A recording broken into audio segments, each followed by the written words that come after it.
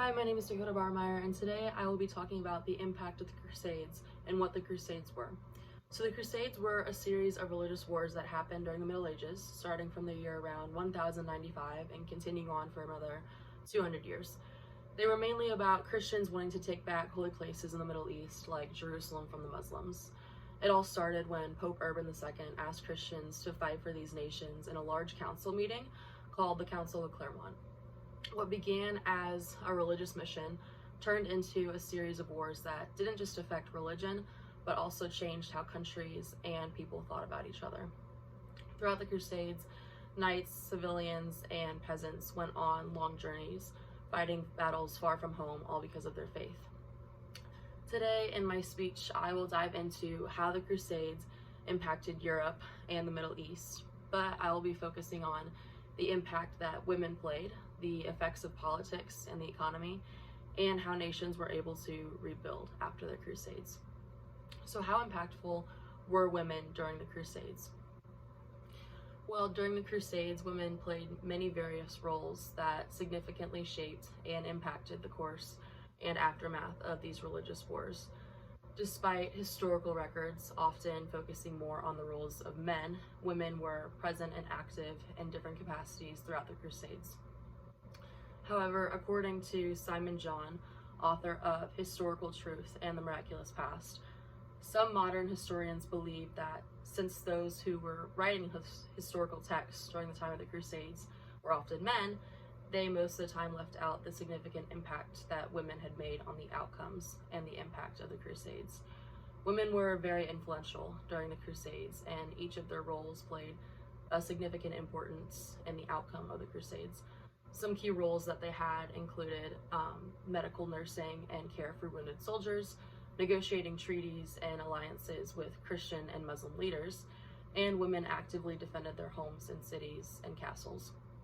According to Daniel Kerrigan, author of The Women Profile, during the military action of the First Crusades, both Christian and Muslim women took up arms to defend themselves and others during the Crusades, and that often it was the women who were convincing the fleeing men to stay and fight. Now that it's clear that women played a vital role in the success of the Crusades, we can move on to how the Crusades affected politics and the economy. Since the Crusades impacted most of the Middle East, how were politics and the economy affected in those areas?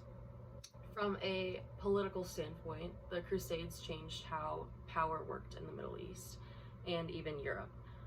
For example, the Crusades increased the power of the monarchies in Europe and made Muslim leaders like the Saladin more powerful and Muslim. Following the Crusades, the economical status of areas and surrounding the Middle East flourished.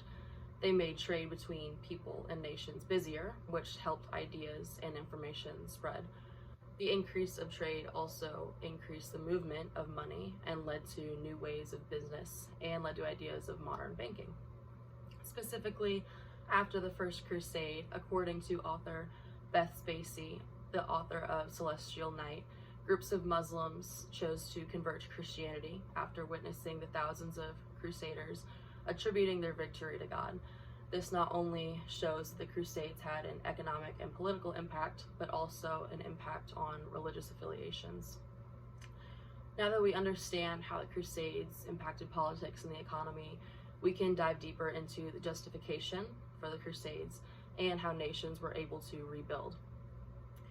The justification for the Crusades was primarily rooted in religious, political, and social factors, often intertwined to form a complex reason for these military expeditions.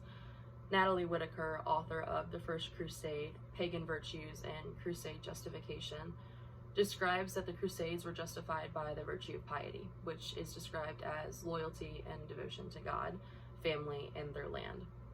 This virtue of piety justified many reasons for the Crusades, including the protection of traveling Christian pilgrims to ensure safety, to seek after church reform and consolidate power, to unify Christianity, and to recover the Holy Land and reclaim Jerusalem, which had fallen under Muslim control. Simon John, author of The Feast of the Liberation of Jerusalem, describes that every year since the Holy Land had been reclaimed, Jerusalem celebrates their victory from Muslim control and honors the Crusades. In conclusion, the Crusades started as religious wars, but they ended up changing much more than just religion. The Crusades left a lasting impact on both Europe and the Middle East, shaping the course of history in many different ways. Women primarily played integral roles throughout these periods, contributing to war effort, supporting the economies, and providing crucial leadership in times of conflict. Politically, the Crusades catalyzed significant changes, leading the centralization of power in Europe and consolidating of authority in the Middle East.